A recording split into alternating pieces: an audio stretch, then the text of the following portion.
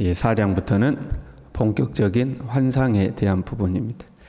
3장까지의 내용은 해석이나 적용에 있어서 크게 이견이 없습니다. 누구라도 아시아 7교회 보내는 편지의 내용을 다 크게 다르지 않게 해석하고 거기에서 교훈을 찾죠. 그러나 이 환상 부분에 있어서는 해석이 이제 다양해집니다. 이 환상을 어떻게 해석할 거냐에 따라서 어떤 사람은 이렇다, 어떤 사람은 저렇다, 이렇게 해석이 달라지는 것들이 많이 있습니다.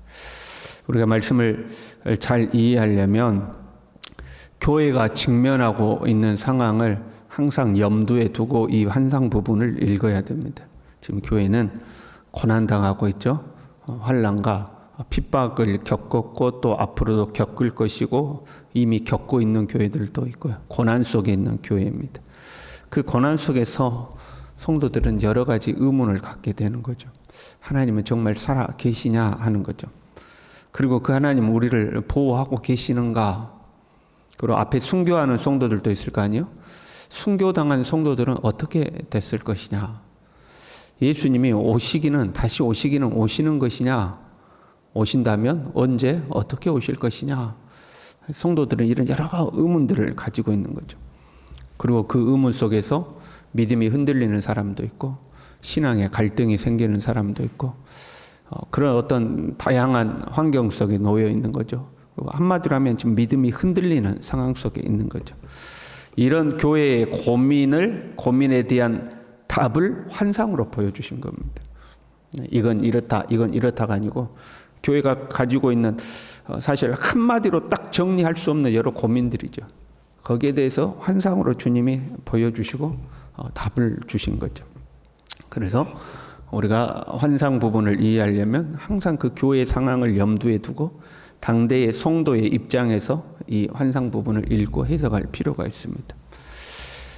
제가 어젯밤에 가령 꿈을 꿨는지 환상인지 정확히는 모르겠는데 부지불식간에 제가 천국을 다녀왔다고 가정해봐요. 제가 부지불식간에 천국을 가서 그게 꿈인지 아니면 환상인지 모르겠는데 한번 다녀왔다. 가정이에요. 진짜 갔다 온 게 가정이에요.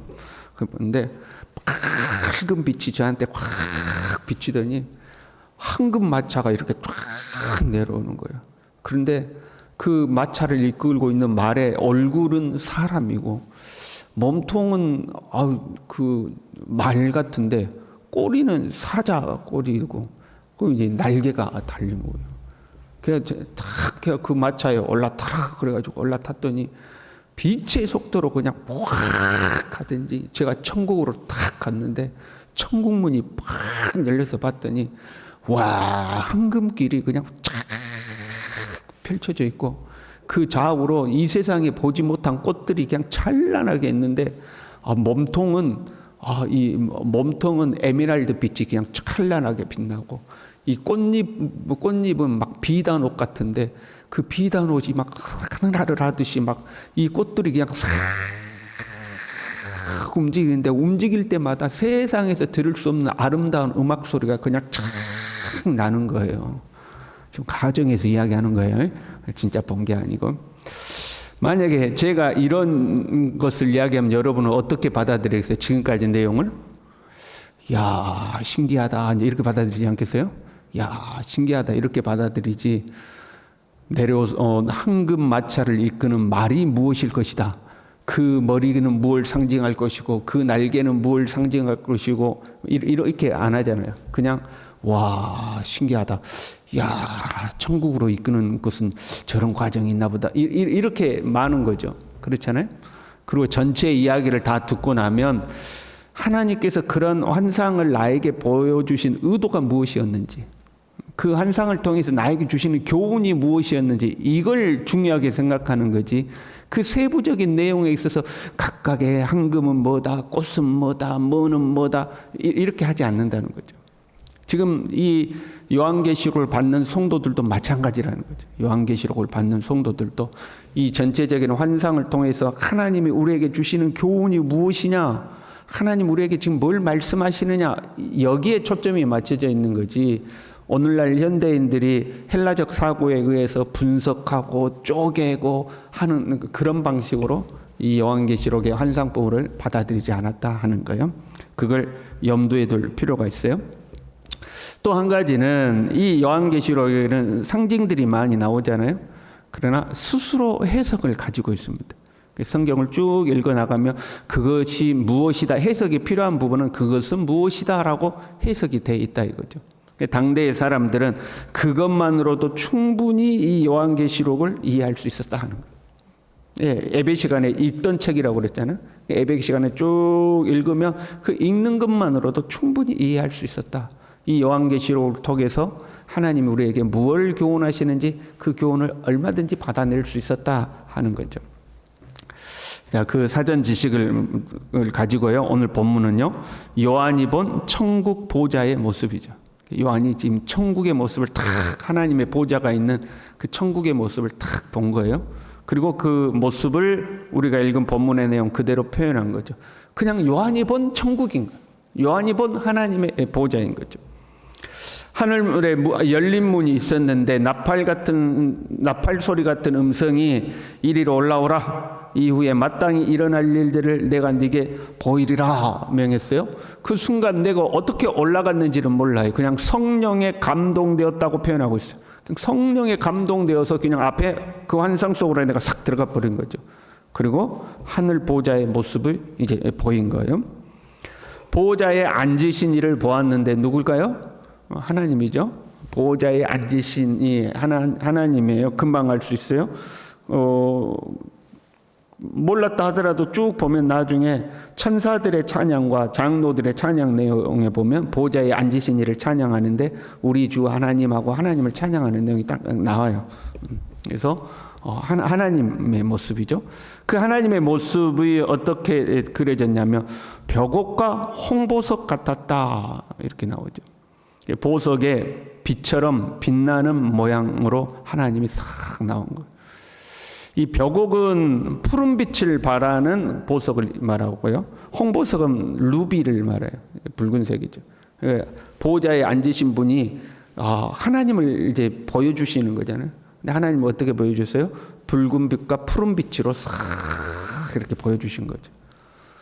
이 홍보석과 이 벽옥은 이스라엘에게 있어서는 익숙한 보석입니다. 대제사장의 흉패에 부착된 보석이기도 하고 새 예루살렘의 기초가 되는 보석이기도 합니다. 우리식으로 말하자면 태극 문양처럼 붉은색과 파란색이 이렇게 샥 나왔다고 그럼 우리는 그게 익숙하잖아요. 만약에 그런 식으로 나오면 우리는 그게 뭔지 금방 알잖아요. 그처럼 이스라엘은 푸른빛과 붉은 빛으로 싹 나온 거예요. 그리고 그 보좌 주위로 녹보석과 같은 무지개 빛이 싹 두르고 있어요. 상상이 안 되죠. 무지개는 우리가 빨주노초 파남보 이렇게 알고 있는데 녹보석이란 에메랄드를 말하거든요. 에메랄드 같은 무지개가 보좌 주위를 싹 두르고 있었다. 한마디로 그냥 하나님을 신비로운 빛으로 싹 표현을 한 거죠. 우리가 영화 같은 데에서도 하나님이 등장할 때는 어떤 감독은 사람의 모양으로 하나님을 딱 등장시키기도 하고 어떤 감독은 그냥 찬란한 빛으로 이렇게 하나님을 등장시키기도 하고 어떤 감독은 모양은 없고 그냥 하늘에서 소리 나는 것으로만 딱 하나님을 등장시키기도 하잖아요. 그런데 지금 요한에게는 하나님 어떤 모습으로 나타나신 거예요?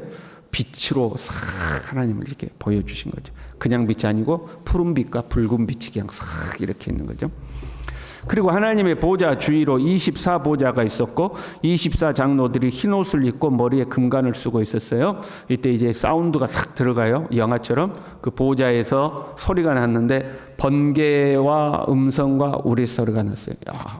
막 이런 소리가 난 거죠. 요한이 지금 본 모습이에요.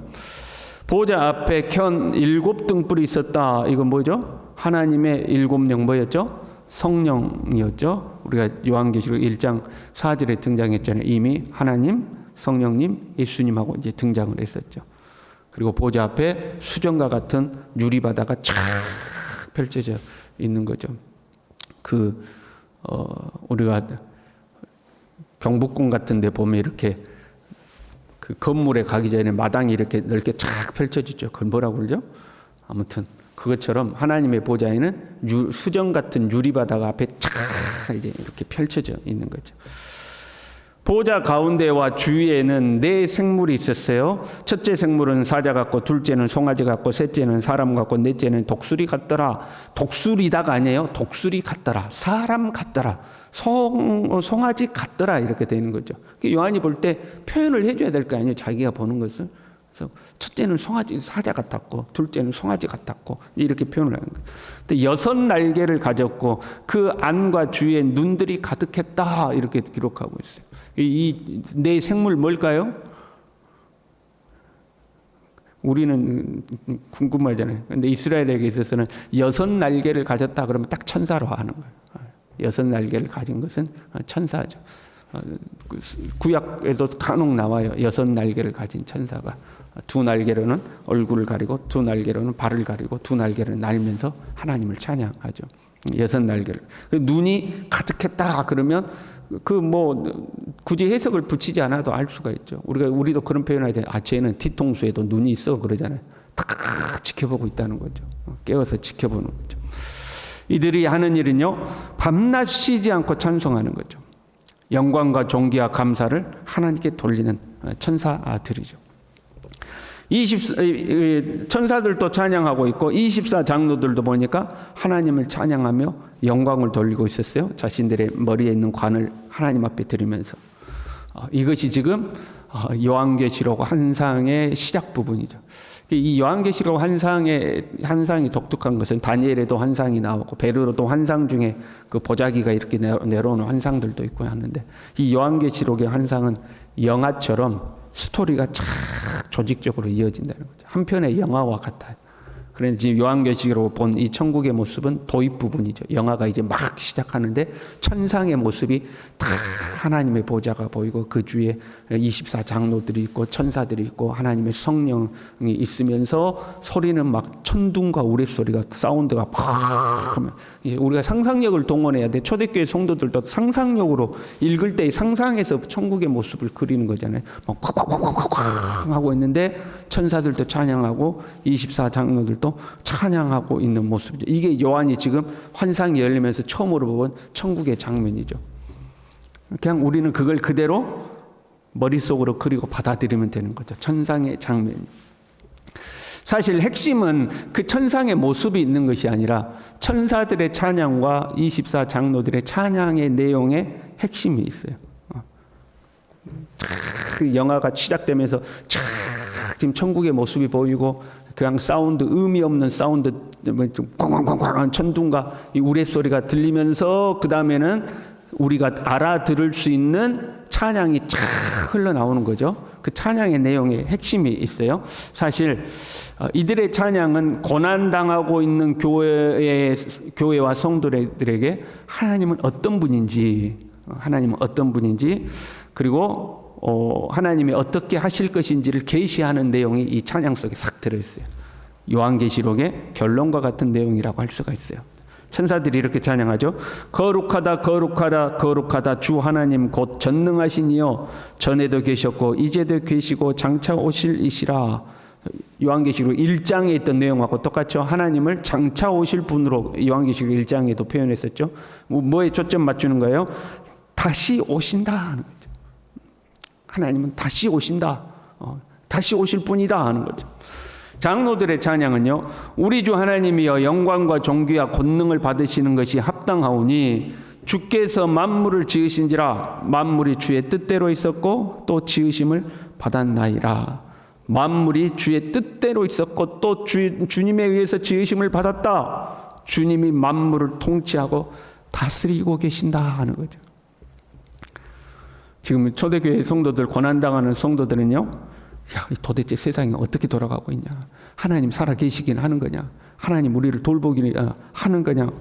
이 지금 주님의 말씀대로 이루어지기는 하는 거냐? 지금 많은 의문 속에 있는 거잖아요.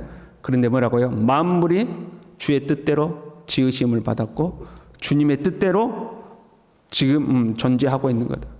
만물을 하나님이 통치하고 계신다 하고 하늘에서는 찬양하고 있는 거다. 우리의 눈으로 보기에는 고난이 있어요. 이해할 수 없는 일들이 있어요. 미래가 막막해요. 앞으로 어떻게 될지 두려움도 있어요. 그러나 하늘에서는 뭘 찬양하고 있어요? 하나님이 통치하신다 하고 찬양하고 있는 거죠. 초대교회 성도들에게 우리도 사실은 마찬가지죠.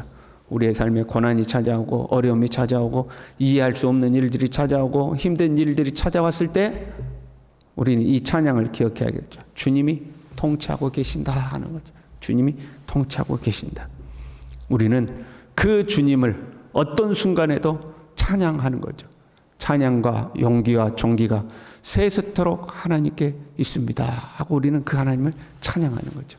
오늘도 우리 하나님을 찬양하며 보내는 복된 날이 될 수 있기를 바랍니다. 기도하겠습니다. 하나님 아버지, 우리의 입술 가운데서 찬양이 끊어지지 않도록 도와주시고, 때로 우리가 다 이해하지 못하고 의문과 때로는 두려움 속에 놓일지라도 만물을 통치하시며 우리의 삶에 찾아오시는 우리 하나님을 온전히 찬양하고 영광 돌리며 살아갈 수 있도록 우리 모두를 붙들어 주시옵소서. 예수님의 이름으로 기도 올리옵나이다. 아멘.